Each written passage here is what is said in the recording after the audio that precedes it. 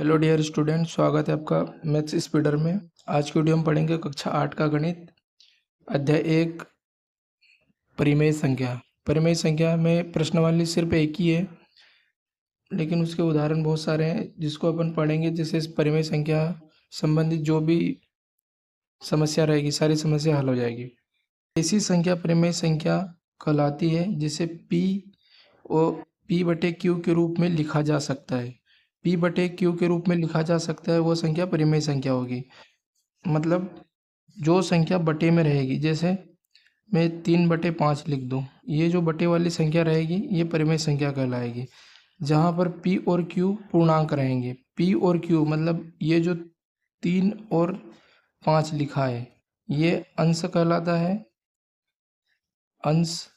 और ये हर, अंश और हर पूर्ण अंक होंगे। ठीक है, पूर्णांक हमने पिछले वीडियो में अच्छे से पढ़ा है, पूर्णांक क्या होते हैं। एक बार आप देख लीजिए पिछला वीडियो, अच्छे से समझ में आ जाएगा। P और Q पूर्णांक रहेंगे तथा Q जो है नॉट इक्वल टू 0, Q 0 के बराबर नहीं होगा। मतलब जो हर में जो संख्या रहेगी वो 0 के बराबर नहीं होगी। उदाहरण के लिए लिखे हैं परिमेय संख्या -2/3, 6/7 और 9/-5, ये परिमेय संख्या होंगी। ठीक है, आगे हम देखते हैं कि परिमेय संख्या को कैसे जोड़ा जाता है। परिमेय संख्या का जैसे अपन सामान्य तौर पे जैसे पूर्णांकों को जोड़ते थे। पूर्णांक अगर रहेंगे अपने पास -5 + 3, अगर इनको जोड़ना रहेगा, या सिंपल कोई नंबर ले लेते 2 और 3, इनको जोड़ना है तो डायरेक्ट अपन जोड़ 2 और 3 5 हो जाता है। लेकिन परिमेय संख्या बटे में रहेगी, उनको अपन कैसे जोड़ेंगे? उसके लिए अपन संख्या लेते हैं 3/8 और एक संख्या लेंगे -5/7। ये दो परिमेय संख्या है, इनको जोड़ना है। तो परिमेय संख्या का जोड़ जो पूर्णांक रहते हैं उनसे थोड़ा अलग रहता है।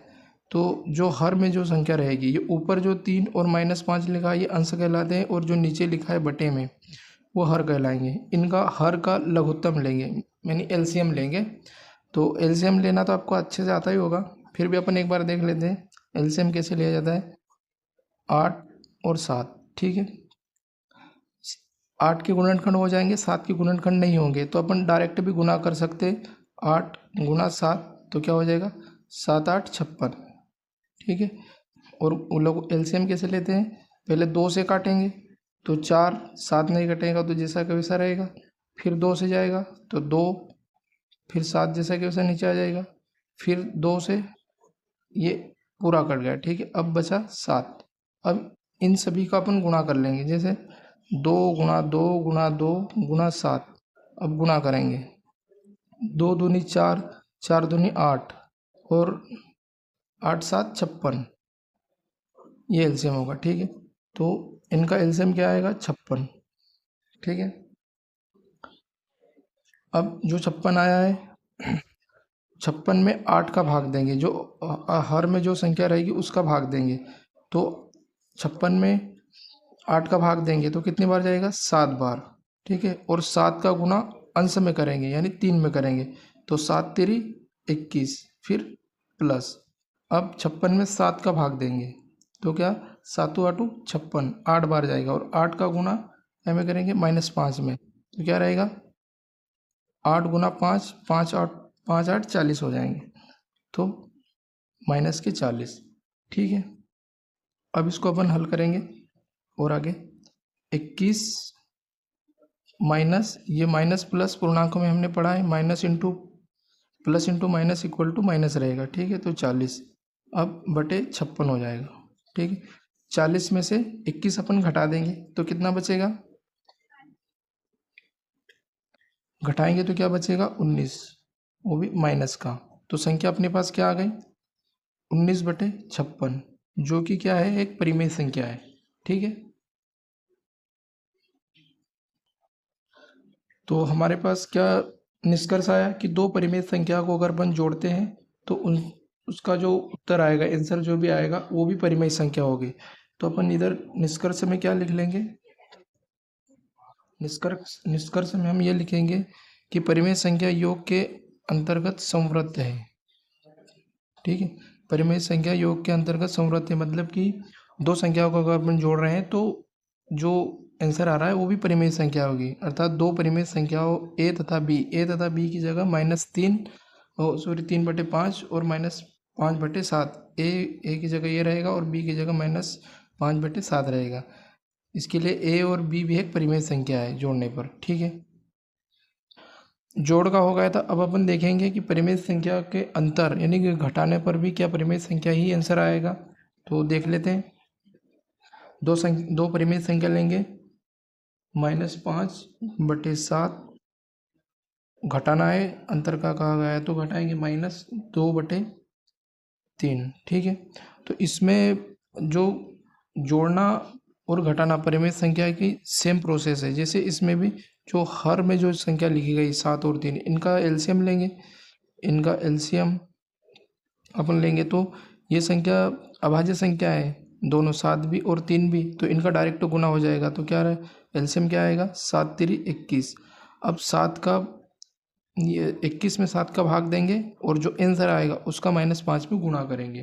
ठीक है, तो 21 में 7 का भाग देंगे तो 7 3 21, 3 आएगा और 3 का गुणा -5 में करेंगे तो क्या आएगा आंसर, लिख लेता है यहाँ 3 -5 गुणा 3 माइनस, और अब 3 का भाग 21 में देंगे तो 7 बार जाएगा और 7 का गुणा 2 में करेंगे तो 2 गुणा 7। ठीक है, आगे इसको हल करेंगे तो -15 हो जाएंगे और इधर हो जाएगा -14।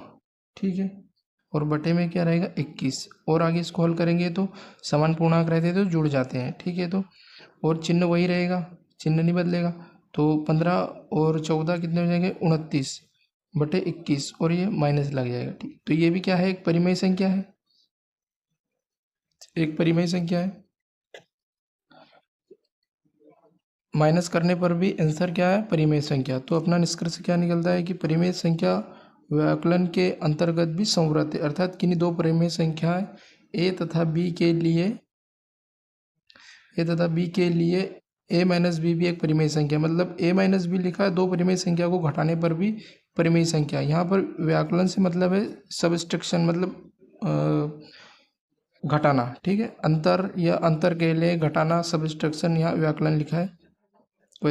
दो परिमेय संख्याओं का गुणनफल अब देखेंगे। घटाना हो गया था, जोड़ भी हो गया। अब दो परिमेय संख्या लेंगे, उनके गुणनफल करने पर क्या था अपना निष्कर्ष। जैसे अब पिछले दो क्वेश्चन में हमने किया कि संख्या को अगर जोड़ रहे हैं तो परिमेय संख्या आ रही, घटा रही तो भी परिमेय संख्या आ रही है। इसमें देखेंगे कि गुणा करने पर क्या आता है। दो परिमेय संख्या अपन लेंगे, -2/3 गुणा -+4/5, इनका अपन गुना करते हैं। ठीक है, तो डायरेक्ट गुना हो जाएगा, -2 का 4 में होगा तो -8, और 3 का 5 में होगा तो 15। तो ये क्या, ये भी एक परिमेय संख्या है, ये भी एक परिमेय संख्या है।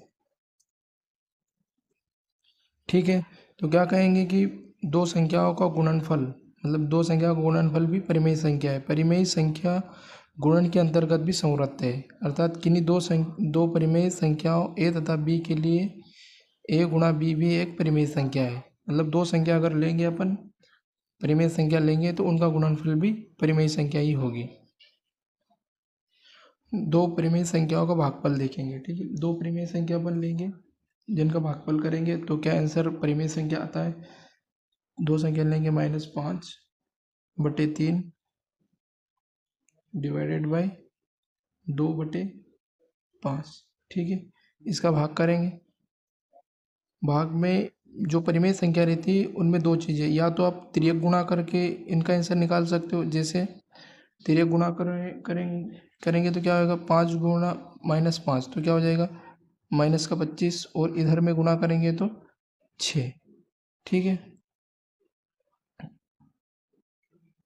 जो कि एक परिमेय संख्या है। ठीक है, ये तिर्यक गुणा द्वारा आपने किया, और एक और रहता है जैसे -5/3। ठीक है, अब अगर अपन यहाँ चिन्ह, जो भाग का चिन्ह है, इसको अगर अपन गुणा करते हैं तो ये जो पिछली संख्या है 2/5, ये इसका उल्टा हो जाएगा, जैसे 5/2 हो जाएगी। ठीक है, अब गुणा करेंगे तो अब गुणा करने में थोड़ी सहूलियत रहेगी। -25/6 ये परिमेय संख्या हो जाएगी। ठीक है, इसमें एक और चीज़ है, जैसे कोई परिमेय संख्या अपन लेते हैं, ठीक है, ये इसमें ले लेते हैं -3/5, ठीक है, और यहाँ मैं अगर लिख दूँ कि 2/0, ठीक है, तो ये जो 0 लिखा है, ठीक है, ये जो 0 लिखा है तो 2/0 इसको अपन, ये अनडिफाइंड है, इसको अपन परिभाषित नहीं कर सकते। तो 0 को छोड़कर जितनी भी संख्या हैं सारी संख्या भागफल के अंतर्गत संवृत्त होगी। तब हम क्या लिखेंगे कि किसी भी परिमेय संख्या a के लिए a/0 परिभाषित नहीं है, ठीक है, अतः परिमेय संख्या भाग के अंतर्गत संवृत्त नहीं है, लेकिन 0 को छोड़कर सभी संख्या भाग के अंतर्गत संवृत्त। ठीक है, थैंक यू। वीडियो अच्छा लगे तो लाइक करें, शेयर करें, और अगर आपने चैनल नहीं सब्सक्राइब किया तो चैनल को सब्सक्राइब जरूर करें। Thank you.